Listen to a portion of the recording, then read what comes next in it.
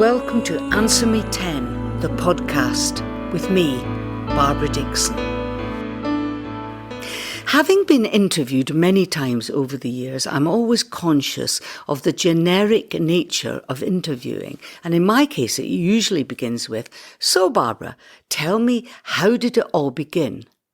This has never exactly excited me, but I've always enjoyed reading those one-page affairs at the back of glossy magazines, which ask the same stereotypical questions to different people every week.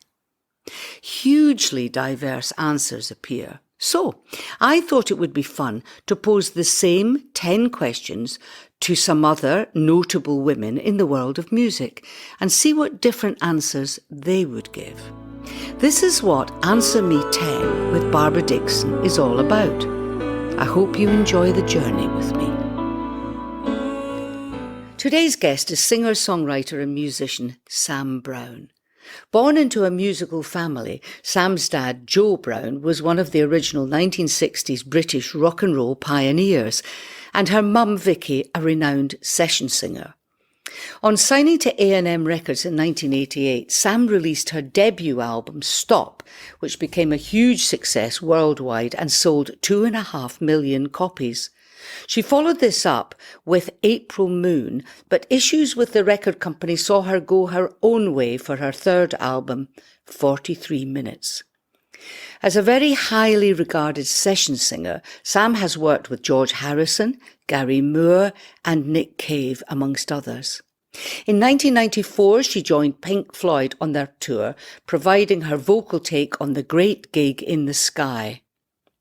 Sam was a regular member of Jools Holland's Rhythm and Blues Orchestra for over 15 years and continued to tour and release her own solo albums.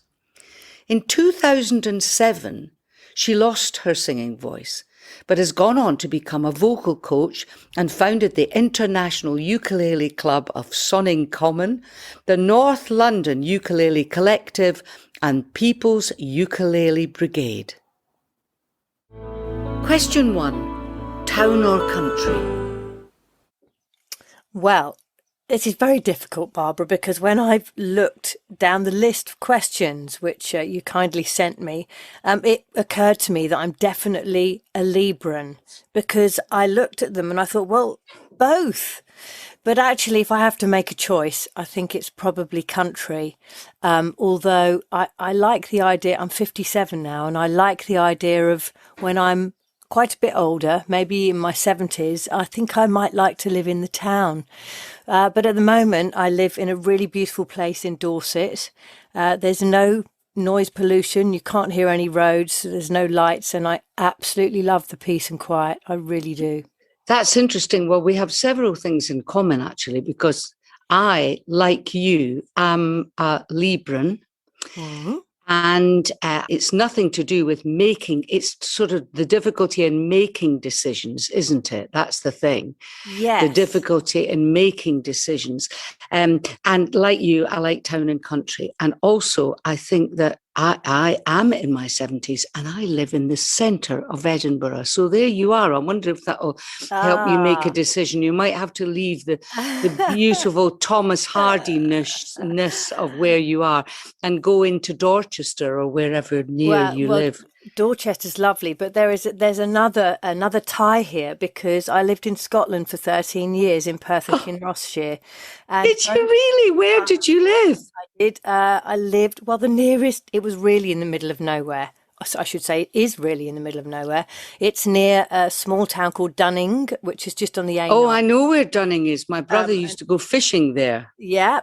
And it's sort of in between Dunning and Kinross, which is the other side. Oh, beautiful. Near Glendevon, not far from Glendevon then. Exactly. I love all that. That's fantastic. Oh, well, there you go. So you've lived in darkest, deepest Scottish countryside, and now you're in the idyll of Dorset, which I always think of far from the madding crowd.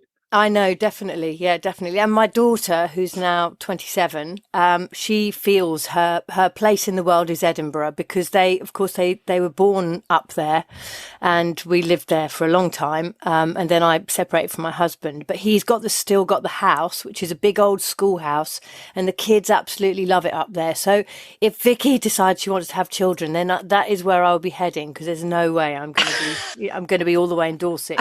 She has I kids in know Edinburgh. it's amazing, isn't it? How Yeah. one finds oneself ruled by children.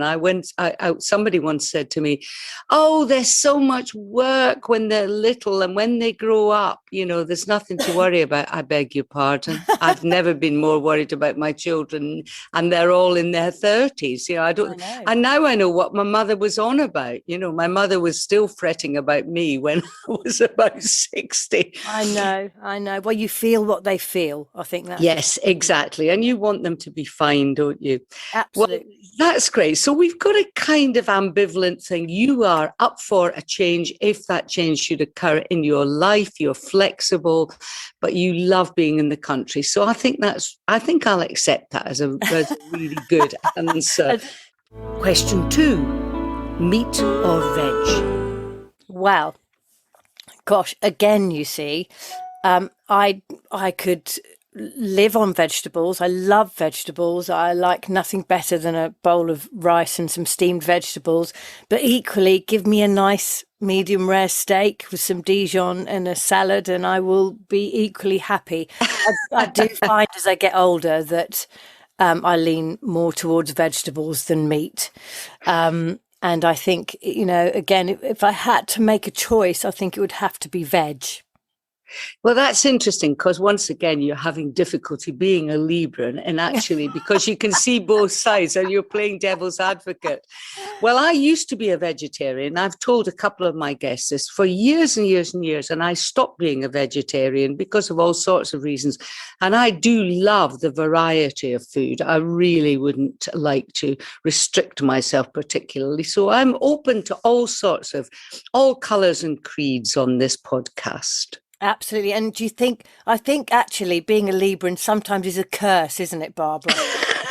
Sometimes it's a curse. It's like, oh, Somebody said to me, "Oh, you're balanced." Then I said, "Oh no, we search for balance. That's what it is. We're searching. We're not balanced in the slightest. Of course, we're not like everyone else. oh, I Of know. course, if you believe in that anyway. But we're going to come to that a bit later. So, Okay. so you would, if you were going to cook my supper tonight, which I'd love, but it's not Yeah. possible on this occasion. What would you make me to eat, knowing I'm an omnivore? So I'll eat virtually anything. But I don't like the produce of the goat, I have to tell you, but No, everything else I no. love. I think I would, if my boyfriend was cooking, because to be fair, he is the cook in our house. He's a brilliant, Yeah. brilliant cook. But if it were me cooking, I think I kind of always think with food that it's a bit like giving presents. You should give somebody something that you would like to receive. And I think Ah, with food, I think it's a similar thing. So I would probably I'd ask you if you wanted a light supper or a heavy one. What came first into my mind, which is my new way of making decisions, Barbara, if that's of any use to you, although I dare say you've got that's this a under girl. control Go now, on. is the first thing that came into my mind was lamb cutlets with green beans and boiled potatoes. Can I Amazing. come round at 7:30 and will you give me that to eat? And a little bit of mint sauce or red currant jelly? Yeah, probably. No, I'd probably put both on the table, and then we'd have tarte tatin for pudding. Oh, I love that. You see, what a girl. That's exactly what I would like to eat. You've really sussed me out. Well, that's got that sorted then. So really, you tend towards omnivorous behavior, but you're feeling that the times we live in lend themselves more towards being aware of things vegetarian. Yeah, I mean, I I'm think, getting that from you. yeah, I do love vegetables, and I think, for the planet, let's face Yeah, it, yeah. it's going to be better. So I would, if you push me to say one or the other, I would say veg. Question 3, TV, film, or books? Well, this is easy one for me. Books. What do you read? Uh, well, I'm being a bit of a bugger here actually because I tend to listen to audiobooks a lot these days. Yeah, someone else told me that last week. The first person who'd mentioned audiobooks I spoke to last week. This is really interesting. Tell me what you listen to and how you listen. That's important. Okay, so I'm a bit of a maybe a fidget. I don't know. I like to be doing things with my hands. So I like knitting or just bumbling around the kitchen, making sure the plants are watered and doing the washing up. So to, I'm not very good at sitting down and reading a book. I love, but it's a holiday activity to me. Whereas Yeah. if I have an audio book, it's part of my everyday life. When I'm doing something that doesn't require my full attention, then I will listen to an audiobook. So at the moment, I'm listening to a series by somebody called Jodie Taylor, and gosh, I can't remember what it's called. I have to have a look. It's about historians who are basically time travelers as well. I loved. I went through the whole Linda LaPlante series because I like a bit of crime and a bit of a bit of violence and a bit of sex and a bit of crime solving. I quite like that.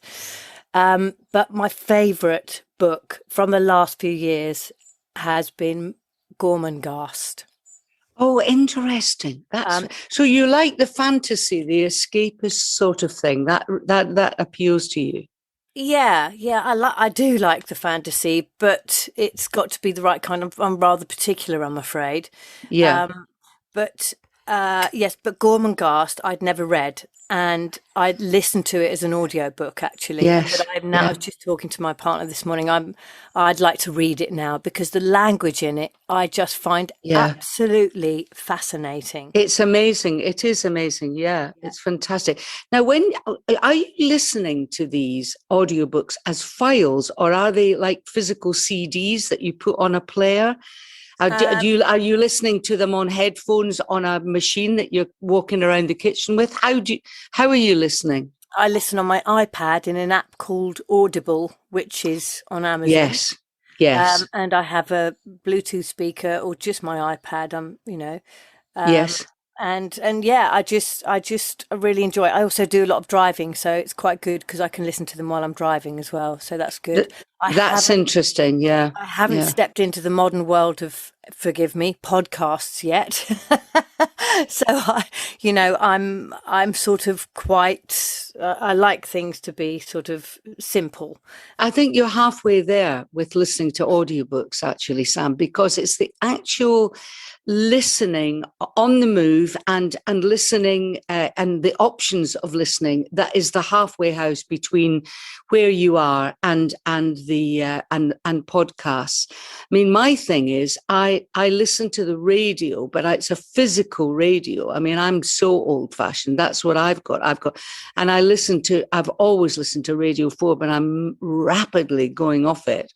And so I'm interested now in getting, I'm sort of picking your brains, you see, about how to get into audiobooks, because I, like you, love audiobooks and I love plays on Radio 4 as well. I do like a good play.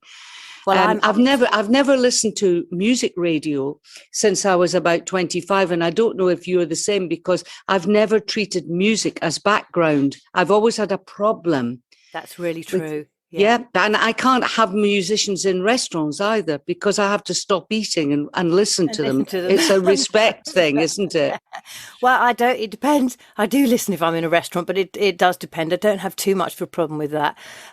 So a couple of things that you said there. I too am a Radio 4 listener, but I do find the politics increasingly, and also there seems to be, I don't know if it's a new thing, but this, method of presenting where they're pushing people and confronting people, I find I don't really want to listen to that. I don't mind a debate, but only when I would like to choose to. Yeah, it's interesting. I've got all sorts of issues with Radio 4 now, the choice of presenters and all sorts of stuff. But we're not going to get into a rant.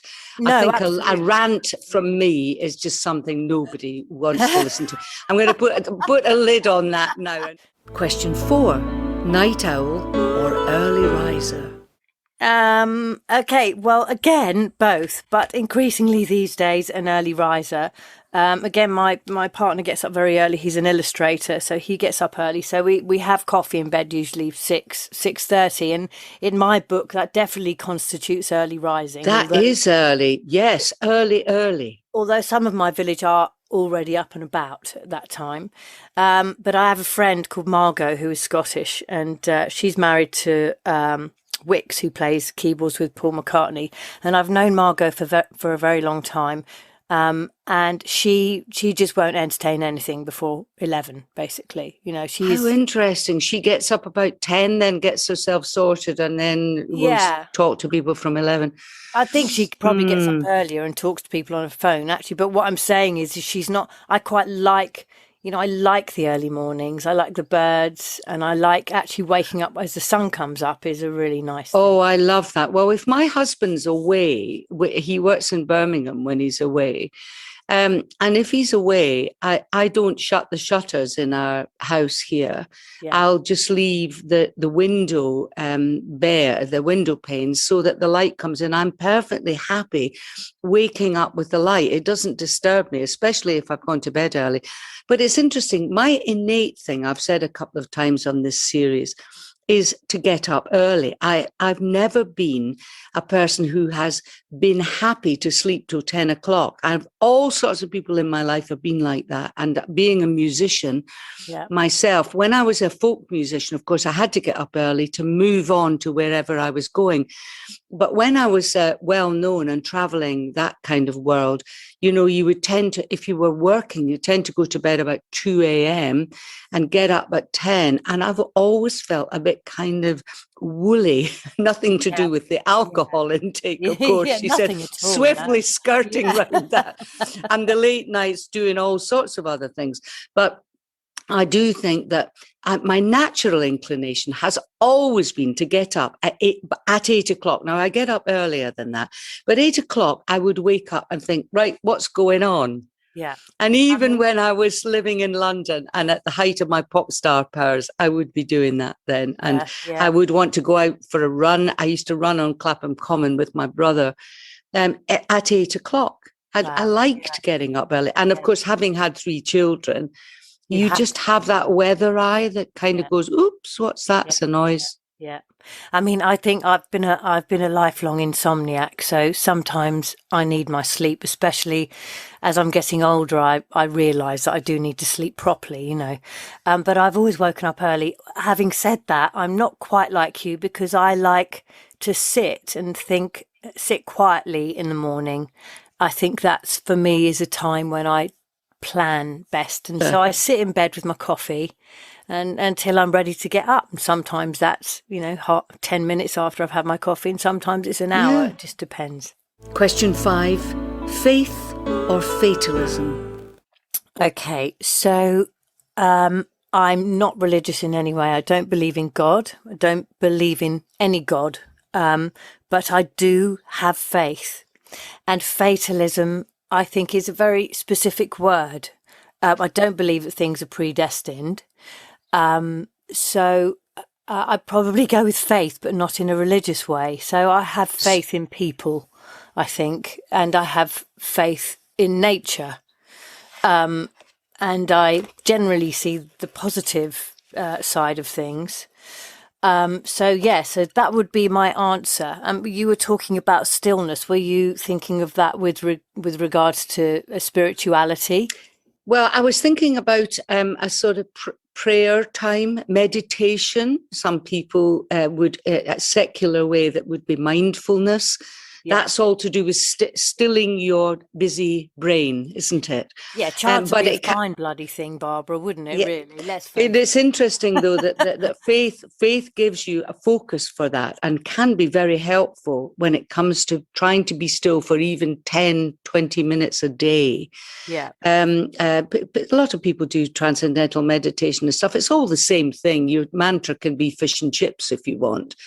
It's just to kind of get your brain into neutral, to give yourself a chance to kind of get to kind of regroup. I find that quite interesting. I've tried to do that in the last couple of years. And I'm finding it quite interesting. I'm not terribly successful at meditating, but I do enjoy it. Yeah. And I think it's good for somebody like me.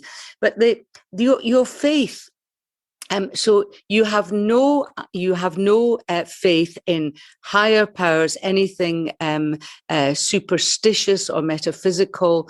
It's all to do with what you see around you. Now, your moral framework. Let me rephrase that. Your moral framework is very strong because you've been well brought up by your mother and father. So you have an ethical side to you, which knows right from wrong and all that stuff. And that is a good enough framework for you. You find that is enough? I think my dad once said to me that travel is the best form of education. And I think in many ways, that's probably where I've learned my best lessons with regards to a moral framework. I think, I don't hold with the idea that you can only have a moral framework if you are a religious person. I think discipline and when I say I'm not religious, that doesn't mean that I don't believe in spirits. I'm not a kind of a totally nuts and bolts down to the ground. I don't believe in anything that I can't see or touch. That's not me. Oh, that's interesting. So there's a possibility in there for, for those things to exist. It's just you haven't seen any yet. I think for me, it's about things that we feel, when you have an instinct, yes. When you love someone, when you hate someone, when you're angry with somebody, they're aspects of humanity that you can't really see or touch. You can only feel them. And I think that having said all of that, I think I find it bloody boring that everyone talks about their feelings all the time, because no one cares really. I think I know. Yes, there's a distinct possibility of another rant coming up here. Everybody's so in touch with their feelings. Gosh, they don't look at anybody else these days. They're just so busy looking into their own navel. Exactly. But as always, the pendulum swings both ways, doesn't it? Of course it does. Somewhere in the middle, I think that human beings would be a good thing if we listened to how we did feel about things without getting immersed in the drama of it, if that makes sense. Yes, and getting over emotional. I mean, you have to realize that everybody has feelings as exactly. well. And that's when an old-fashioned pragmatic view is very, very useful. And that's about discipline, isn't it? It's about, well, I might feel like this, but this person next to me doesn't. And it's not going to help them if I go crumple in a heap on the floor. What you're talking about is living in society and civic responsibility and all that stuff. Remembering that you're not just at one grain of sand, you're in with all the other grains of sand as well. And although you are a grain of sand, it makes a difference. It can move as much as the others. Yeah. So this is really good, pragmatic, practical, well explained position, and I will accept that. Question 6: Facebook or the phone? Oh God, very difficult. I think I'd go with phone. So do you use Facebook presumably for your work? I tend to say that question and then qualify it. You would have somebody doing Facebook for your work, or would you do that yourself? Or would you involve the people you love in Facebook, or would you just pick up the phone and talk to them? Is it a separate thing for you, like a lot of artists? I think it's both. It's all of those things. So I would always rather speak to someone on the telephone or on a modern app, where you can see them. I like that. It's nice to be able to see people. But Facebook, no, I don't. I'm afraid I'm not rich enough to employ anybody to do any of those things for me. So I do all of my social media myself at the moment, although my daughter she actually does social media as her job, but it's a fairly recent thing. Yes. So no, other people don't do it for me. And I think one of the things about celebrity, in my experience, is that you might have so many thousand followers on Facebook, but you're not really in touch with those people if you don't do it yourself. You might have sold 200,000 records in the old days, and you may have letters from those people and you may reply, but there's a connection, but not a big one. And to me, I think it's really important that, every person is a person. Every person has a life, a rich life with bad things and good things in it. And so I don't like the way that people are kind of diminished to this, to an object. So I'm speaking quite abstractly, but with celebrity, it's like, well, they're the public over there. Let's just put them over there because we need them to buy our records. I understand that that's a part of life, and I understand that for us musicians, you have to incorporate that into your work life. I understand that, but when people write to me on Facebook, if I've got the time, I'll reply. And if I haven't got the time, I don't. And if they don't understand that, then that's their problem and not mine, if you see what I'm saying. Does that? It's interesting. I mean, I have a website, and my webmaster is absolutely worth his weight in jelly babies to me. Because he knows how to do it. That's the thing. I'm being really pathetic here now. He knows how to do these things. I don't really know how to do them. I'm too busy thinking about something else. And I'm also justifying a lot of this by being creative elsewhere. So I'm creating stuff and writing and practicing and doing things that are, looking forward and going forward. And I'm delegating a certain amount of my career stuff to another person who can do it. But anything that requires an answer, I reply to. Yeah. So any questions asked, I mean, the information is out there, but if somebody says, what shoe size are you? And something like that. So the man will say, he will send the message, and I'll write to, John McGregor of Aberdeen and say, I'm a 5.5 and possibly a 6, and that's the way it works.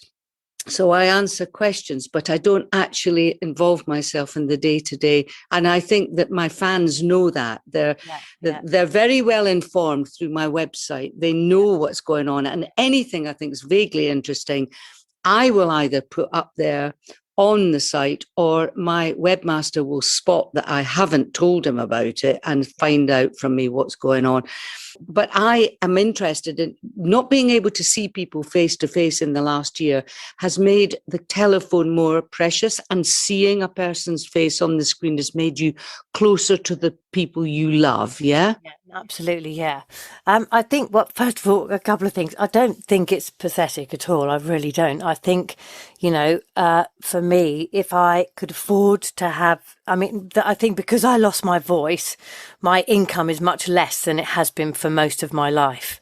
So, from that point of view, I think it's great to have other people take care of things so that you can be creative. That is absolutely how it should work. So I feel I have to say that to you. I know that you sound very, well in charge of yourself, and I'm sure you don't need me to say that, but I don't think it's pathetic. But I would probably do the same myself. But I think what I'm trying to say is that the connection to people is important to me. And isn't it extraordinary where people do shows and they don't sing? Say, if I didn't sing something like Caravans, which is the most popular song of my old repertoire. And if I said, I'm not going to sing that, I'm bored with that. I've done it 100,000 times. I'm not doing it anymore. I mean, you have to respect people for their support over the last, in my case, there's people 50 years. I mean, I've been doing this since 1968. Wow, that's amazing. So it's one of those things that if people are interested and have and have the respect for you that they do, then why would you not treat them properly? No, I And know. that's why I sign autographs after the show and I meet people and I talk to them. And I have really a very kind of loving relationship with a few of the people who follow me. And I'm so delighted to see their faces in the audience. You know, I it's like know. your pals are in. I know it is. It's lovely, and I think people can be great. Although there's no denying the fact that our who we are as people and what makes us artists, it does mark us out as different. I'm afraid to say. I think having spent the last 10 years with what I would consider to be, when I say normal people, I use the term loosely because they're coming to me to be taught, so they can't be that normal. But I think we do have a different outlook, and I think in order to be creative, you have to have that outlook and utilize what you're saying about giving yourself the space to be creative. It's really an important thing. And I think it is, yes. yeah, I think to have something to say, you have to think about it. I think authors do that as well. yeah, well, you have to say it in the right way, don't you? Yes, That's the thing. indeed. Question 7. Shower or bath? Okay, well, I'm definitely going to go with shower, and that is because I haven't got one. Oh, gosh. That makes it sound terrible. We've got a bath. Because I live in a rented house at the moment, and we've been here for 6 years, and we have a bath, which is great and lovely. And I don't mind a bath, but I do like a shower. And I've got quite long hair, so washing hair in the bath's a pain in the arse, frankly. Now, Sam, you're too young to remember the little rubber hose pipe you Oh used to no, put I'm on the not. taps. I'm not. I'm not too young to remember that. Yeah, but isn't it terrible when it kind of suddenly bursts off the tap? Yeah, and everything. Yeah, but we used to do our hair like that many, many years ago, amongst other things. Yeah. The conversations I've had with other women about hair, that could be a podcast in itself. And Sure. amazing amount Definitely. stories about hair and how to deal Definitely. with it, and Helen Shapiro's shellac that she used to put on her beehive. Oh my God, All of that story, really? absolutely brilliant. Wow. I remember So, working with Helen Shapiro. We did backing vocals for her quite a few times actually, with my mum. So it would have been the 70s, I think, maybe 70s or oh, 80s. she was a dear woman. I Yeah, loved her. I lovely. met her a What a couple of voice. times. Yeah, Just loved her. Thought she was great. yeah. Um, so so you haven't got the option of having a shower, but you'd really like to have one. I mean, does that mean that you have what I would call a quick bath, Yeah, or every sometimes, day yeah. would you? Yeah, so you have a Yeah. quick bath in the Yes, morning. the old fashioned, 5 inches quick wash in and out. Yeah. Yeah. Yeah, well, that's that. I mean, that's as efficient as anything. We used to have a bath by definition when I lived in Lincolnshire before I came back to Scotland, and there was a shower in the bathroom, but we would have a bath, and it was quite interesting. It was a shallow bath, it was a quick bath, but somehow or other, it just seemed to be. There's something about immersing yourself in the Yeah, water that I still absolutely.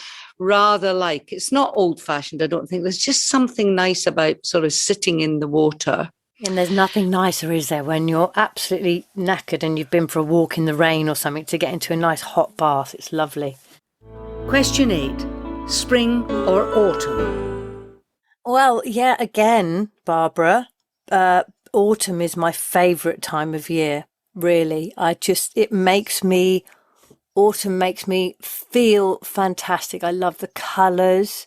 But I don't like is that we're kind of, going on that path into winter. The Yeah, passage of time is marked by the way you feel. it is. But spring is fantastic. I mean, I don't think this is the one question, actually, I don't think I could make a decision on this. I really don't. I think they are both to me. I love them both. I was born in October, so the autumn feels good to me, and I do love it. I think it's the colours. I'm very kind of colours are very important to me. I've realised as I've got older, and I think autumn colours are my colours: dark reds and golds, and I love them as well. It's interesting. yeah, My birthday is the end of September. Maybe that's something subliminal to do with it. maybe it is. Maybe it is. I mean, everyone Yeah. loves spring, don't they? But yeah, I think given the choice, probably autumn.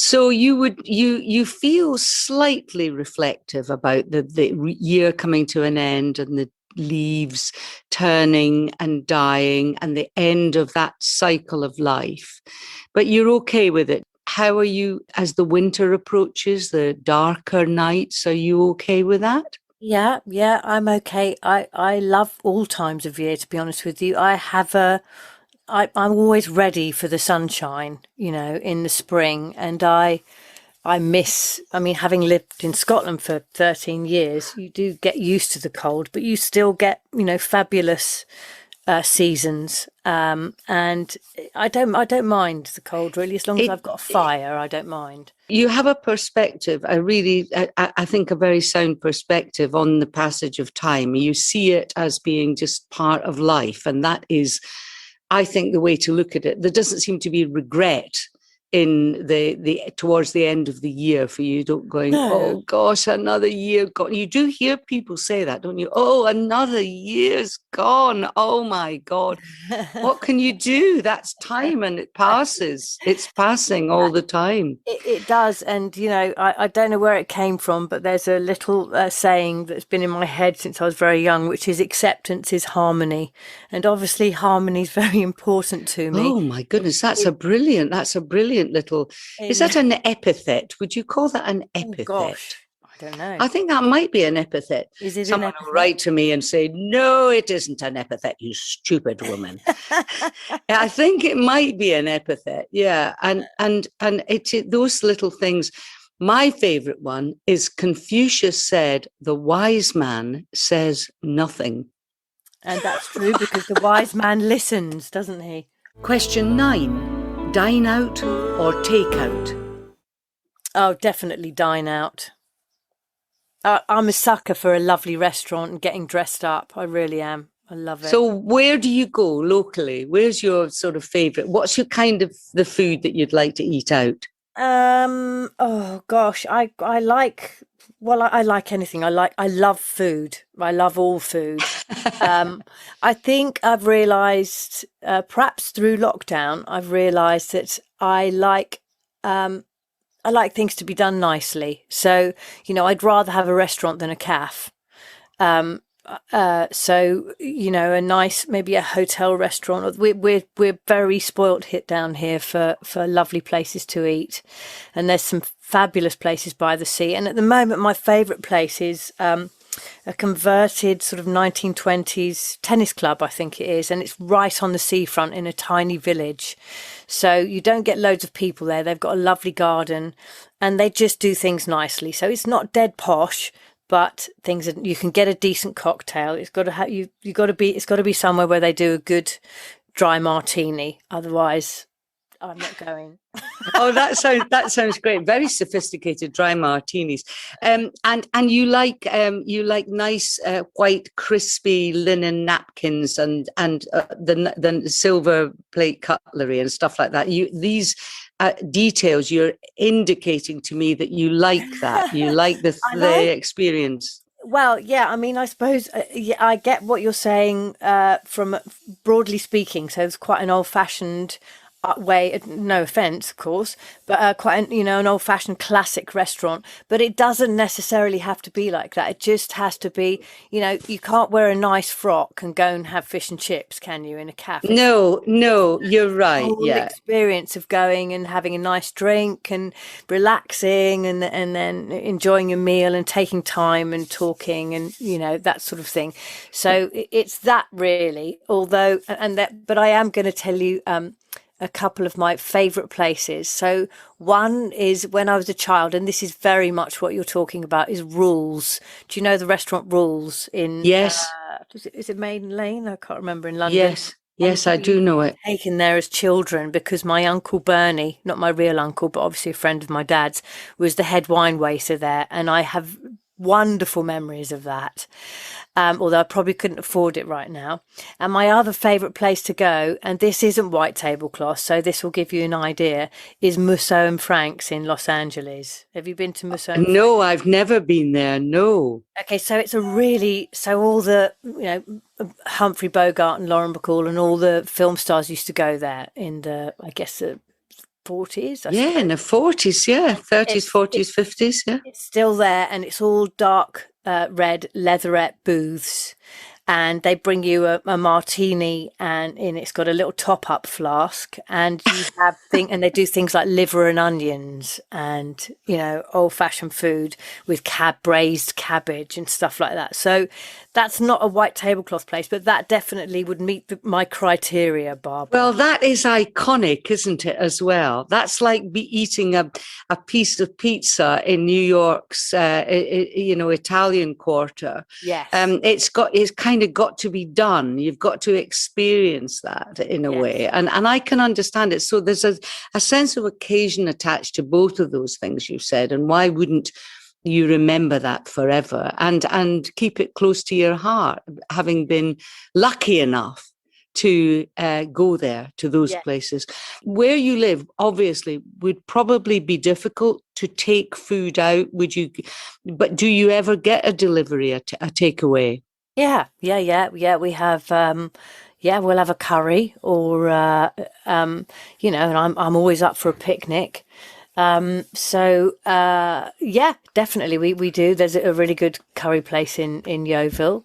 We get takeaway from there sometimes, but we tend to just cook at home really as a rule, and Yeah, go out on yeah, special occasions. yeah. Or Sunday lunch. We like going to the pub for Sunday lunch. Question 10. High heels or trainers? Okay, so oh gosh, where do I start? Where do I It's that important. Well, it is very important to me. It's very important to me. I love shoes. I have many, many pairs of shoes, but unfortunately, because I don't tour anymore, when I tour with Jules Holland, I toured with him for well over 15 years. And I really got into the whole, before that, I was kind of always played how I dressed down. It wasn't really that important to me. But when I started working with Jules, it just opened up this whole new world, and I loved it. I really loved, I mean, he's a very dear friend, and I loved working with him, and I loved the gigs, and I loved dressing up. And so I had quite a lot, or have quite a lot of high-heeled shoes, which I love. However, I've got my bunion operation booked in.